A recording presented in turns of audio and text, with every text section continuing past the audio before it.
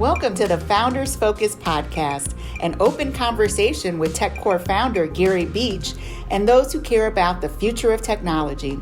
For more than 25 years, TechCore has worked to ensure K through 12th grade students in the United States have equal access to technology programs, skills, and resources that enhance early learning and prepare them for college or career.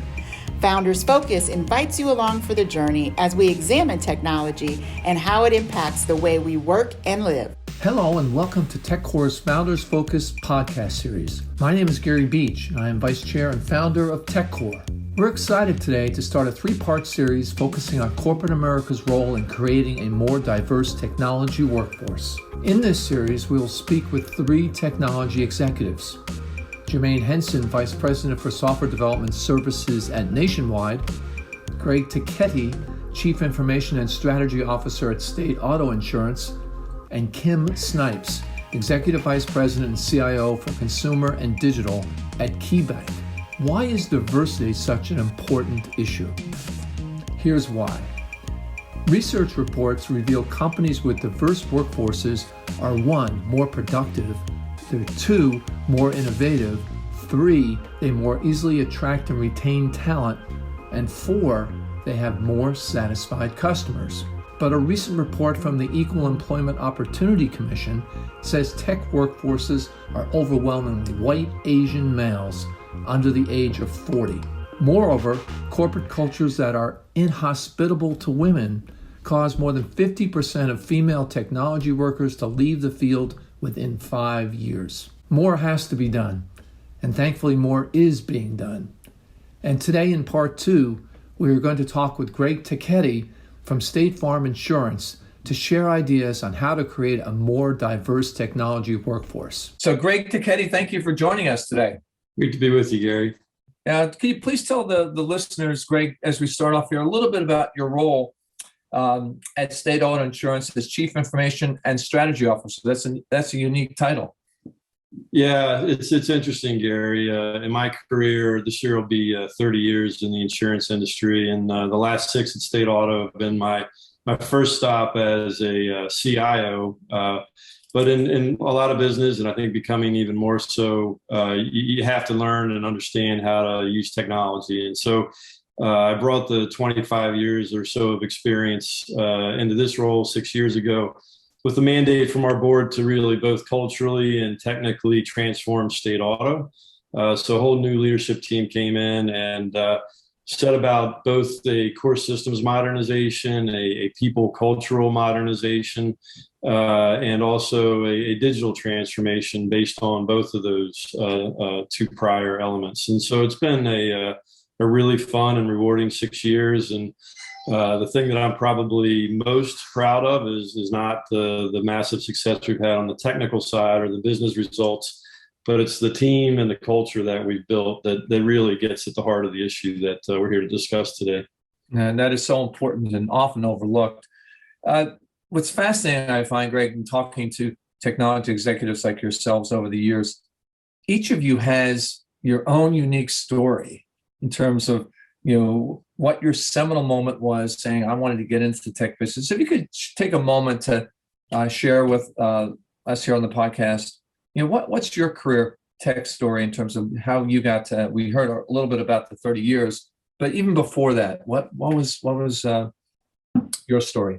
Like a lot of folks, been blessed in so many ways. My father was the first person on his side of the family to go to college because he was good at math up in Baltimore and went into Baltimore Polytech. And when he was in college as a civil engineer at University of Maryland, they did some computer work. So when my brother and I were little, he invested in a computer. So I was learning to code at a very early age. And even the public high school I went to in Gaithersburg, Maryland, had a computer lab, which was not too prevalent at the time. So I had early exposure to technology and was always fascinated by it. When I started my career after I graduated from the University of Maryland, I was in an underwriting role at Geico, which at the time was mainly a mid-Atlantic company that most people hadn't heard of. So the first 5 years of my career, I learned this business soup to nuts in a very, I'll call it analog way. My exposure with computers back then was the old IBM black and green screen 3270 terminal that was really fast, but very number intensive and very information poor. But from there, in 1995, so I started in 1991, I got sent on a project to replace Geico's policy administration system. And I was sent as one of 4 user community people across the company. Most of the people on that team were infrastructure or app dev technologists. And that was an eye-opening experience for me, because as a user, I was dealing with just the output, the end screens that, were being served up by the mainframe at the time. And as you got into all the technical details and frameworks and data structures underneath of that, it really opened my eyes to how many things in the industry had been automated, even though we still had a lot of paper and manual processes. And it also got me just intrigued over, what was the art of the possible around true automation. And from that really, I guess, was the seed to the answer to your question, Gary, that got me really interested in how to intelligently apply technology. And of course, over the years, when you moved into client server architectures, I remember that. GUI, graphical user interface screens, it was always a constant drive to get faster chip speed, faster memory, faster graphics cards, to try and always enhance the experience. And I feel very fortunate that right before State Auto, I was the owner founder of a startup that really brought a lot of that technology and business experience to bear on a specific business problem, which was small business owners didn't have access to a lot of direct to consumer insurance products, which is still ironically the case.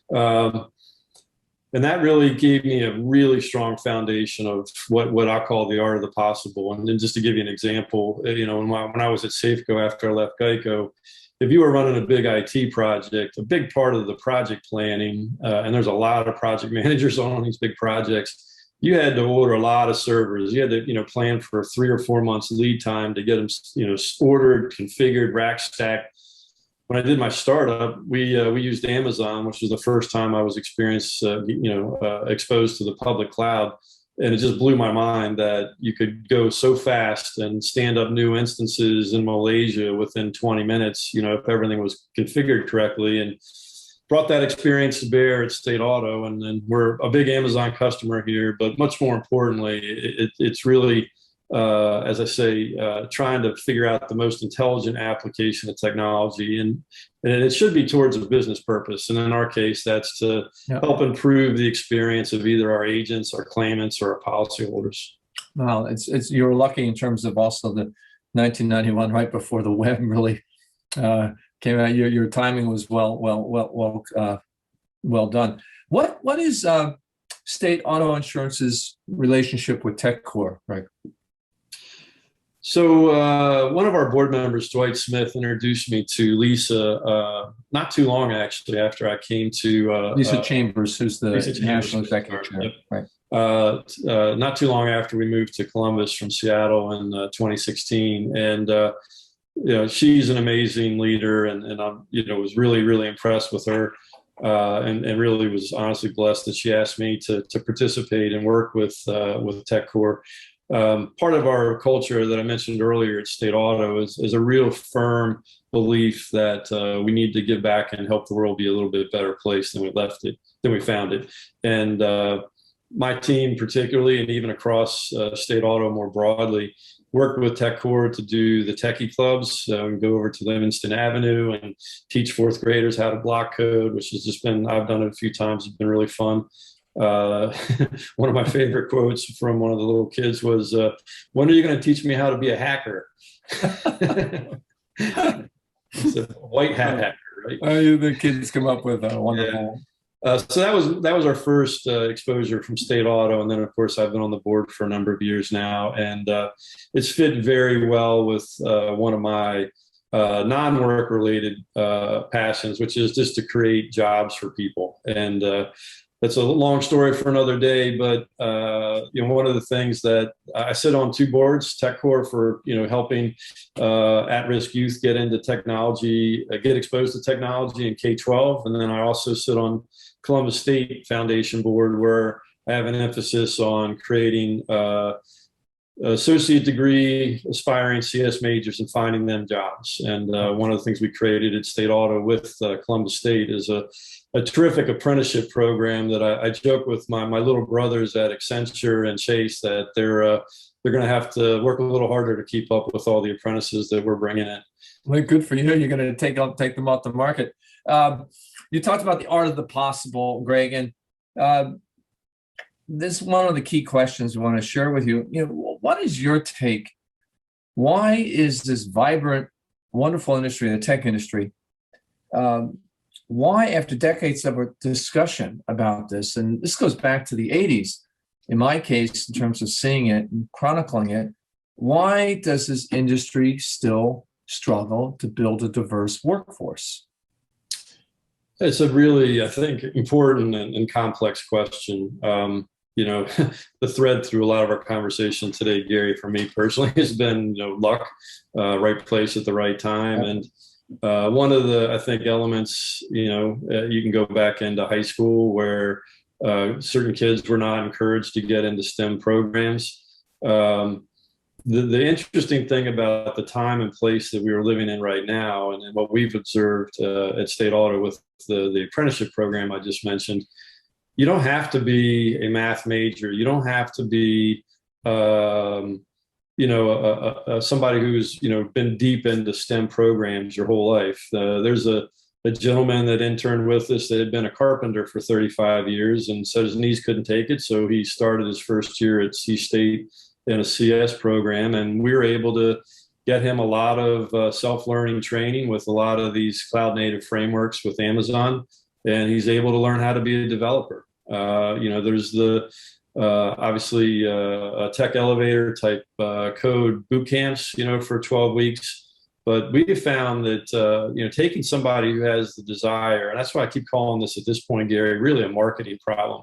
How do we get in front of folks in the K-12 and say, you can look at that iPhone or that Android phone and wonder about all the technology in it, but it's really not that mysterious. There's not, when you break it down, you can actually learn how to develop in all of those platforms. And you just got to make the first step to ask for help, to want to have there's a lot of resources out there for people that want to help kids and even adults who want to get into great technology careers. It's really just getting over that first hurdle to me. That's why I call it a marketing program, I can versus there's no way, or I can't. You're right on. I'm sorry. No, that's fine. I've been really blown away by, there's a forever, right? And on our lifetimes, it was, you have to have a 4-year CS degree. That was everybody's requirement. Yeah. And I've never felt that way personally. And we proved it out with some of the experimentation here where you take a first year CS major, they've been at C State for 1 year, and then now they're working part-time with us and finishing their second year.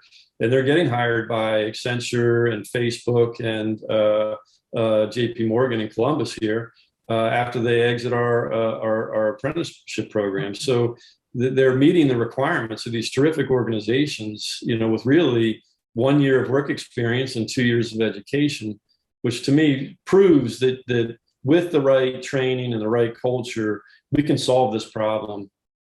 Well, you mentioned the right culture, among other things. I mean, if we rely on just the CS pipeline, that's only going to fill 58,000 jobs a year. And just yesterday, a report came out from CompTIA, which is an industry certification organization, that suggests there's going to be about 270,000 jobs in 2022 that will go unfilled, tech jobs, because the candidates are not there.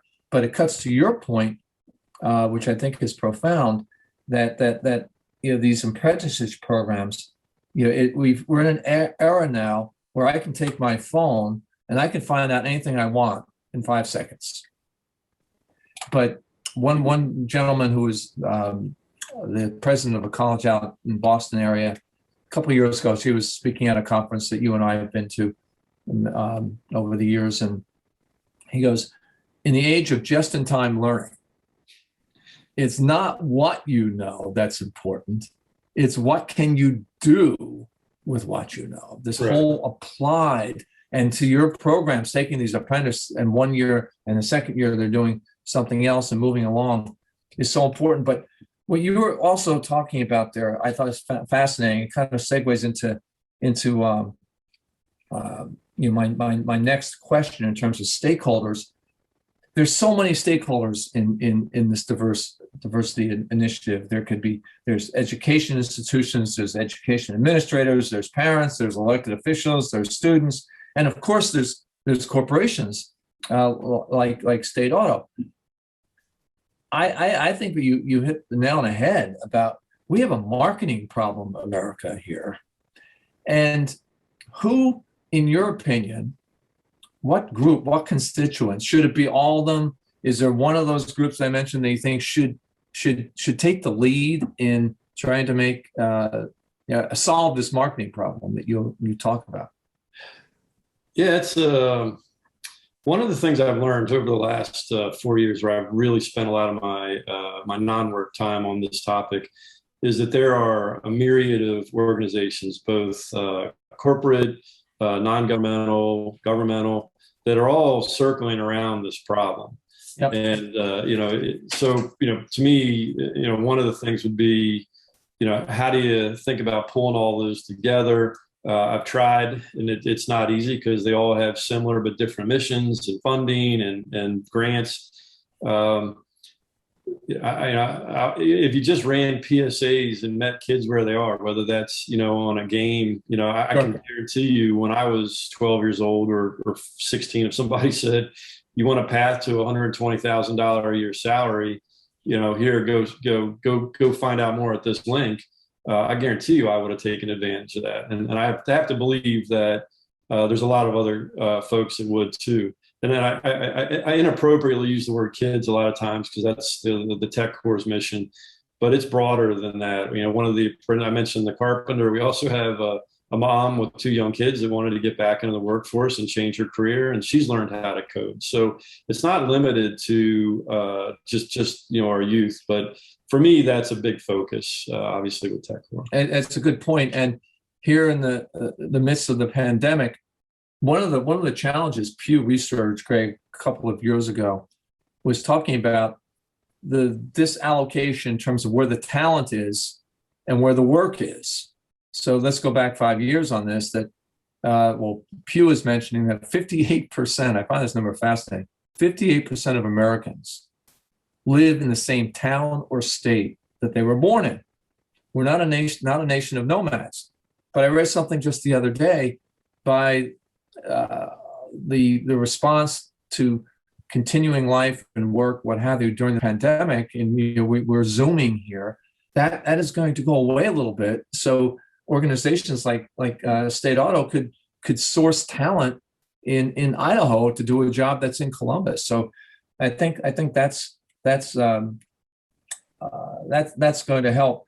If you could just briefly, what grade would you assign to the corporate efforts to be more diverse?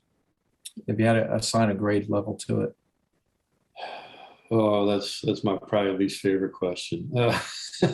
It's hard to generalize across all of corporate America. I think the thing for me, some boards dictate different methodologies and how to approach things, but I can only really answer for us at State Auto. In the core of who we are as leaders and as a culture, we believe deeply in that the importance of having diversity of experience and perspectives around the table is going to get you better business outcomes. And if you do believe that, as we do, then you will do whatever you need to do to try to make sure that you gain that diversity. And a lot of times we talk about color and gender and other dimensions, but it's to me it's much richer than that. Mm-hmm. if you have somebody who grew up a very different than somebody else and they have that experience around the table, it helps cover your blind spots when you're designing or solving on business problems. And to me, that's the core of what you're trying to solve for is get things most right the first time when you're working on complex business problems and trying to solve issues for customers. To give you a real world example, one of the products that we offer is called a business owner policy. It's a small package policy for, think about your local cleaners or restaurant.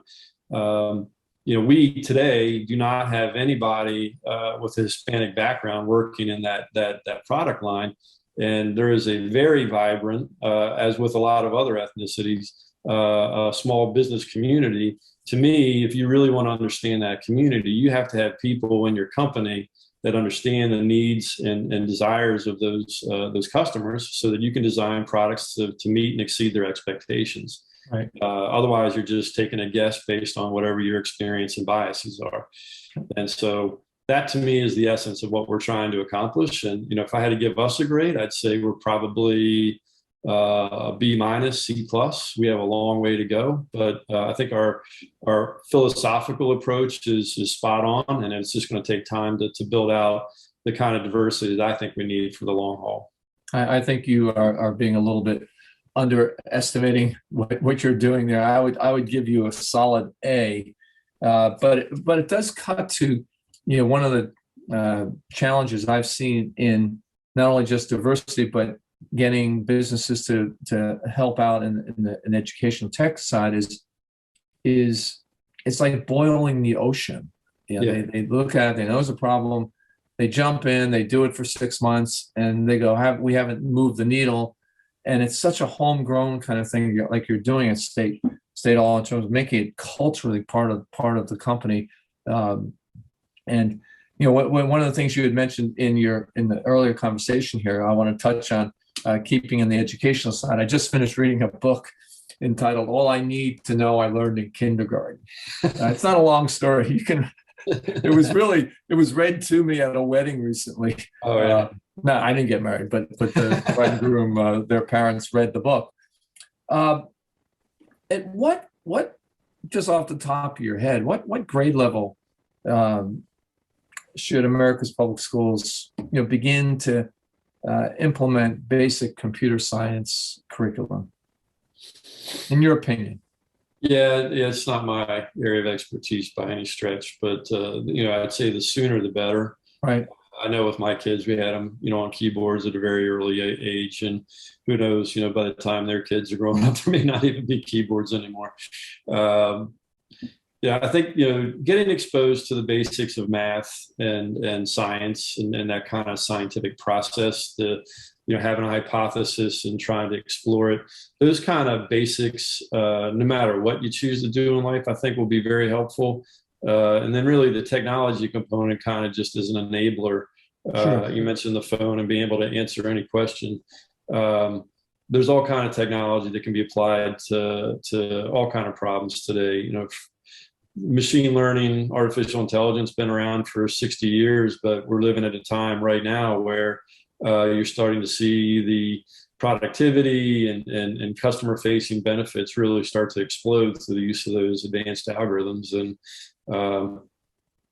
the sooner the better, I guess. I tend to agree with you. I found curiosity also as a parent, grandparent, is to nurture that. And it's like I heard someone speak. This might have been Ginny Romney when she was running IBM. She was at a conference and she said, "Never ask a child what do they want to be when they grow up." And then she paused. She said, "Only ask them, what problem do you want to solve?" I love that. Yeah. Isn't that great? I mean, you take that and then you just run with it. So my grandson, I don't know if he ever will do this, but he's 6 years old and he's fascinated about clean air. I mean, not fascinated, but he's interested in it. So if he wants to go down that path, he is then going to self-direct his interest in terms of, whatever his curriculum, would be. Yeah, I love that. That's great. Just as we come to closing up here, Gregg, what if you could just briefly, what three things would you suggest to other CIOs who are listening to you here, getting inspired? What do they need to do on their to-do list to emulate the program you've got going at State Auto? So I guess first, and I've always kind of thought this way, but I think Amazon's kind of made it more popular, is work backwards. Sit down and think about 2 years, 3 years, 5 years from now, what you want to be able to say with respect to your employee base and your diversity. And then, kind of draw that aspiration out and then think, what things do I need to put in place to live into that? It's really easy in the day-to-day to lose track of, where you're trying to get to. So that's always an exercise that I have felt has been really important. The second piece is, get some like-minded people and key positions in your team that can drive it. I obviously feel very strongly about these things, but to be very blunt, I haven't done most of the work. There's two terrific ladies on my team that have built most of the apprenticeship program and built a lot of the women in technology programs we have at State Auto. And I'm happy to sponsor them, but I put the right people in the right place to help get that going and then very publicly sponsor them. So those are two ideas that I would suggest to anyone to try to think about where you want to end up, and then kind of sketch out what things need to be done. But the key is getting the right team in place and making sure that you are articulating why this is important, as in my case, a business imperative, and making sure that folks have the time to understand why you want to do what you want to do, and let them work through whatever questions they may have. But if you don't sketch out where you're trying to get to, it's likely you'll never get there. You have to plan your work your plan, and I like your concept of looking backwards to move forwards. And Gregg Tacchetti, you've given our listeners here today lots of information to think forward and act and make this a even more vibrant industry than it is. So, Gregg, thank you so much for joining us today. And you're a leader that we all would like to emulate even more of. So that's very once again, Gregg Tacchetti, Chief Information and Strategy Officer, State Auto Insurance. Thank you. Hope to see you soon, Gregg. Thanks. My pleasure.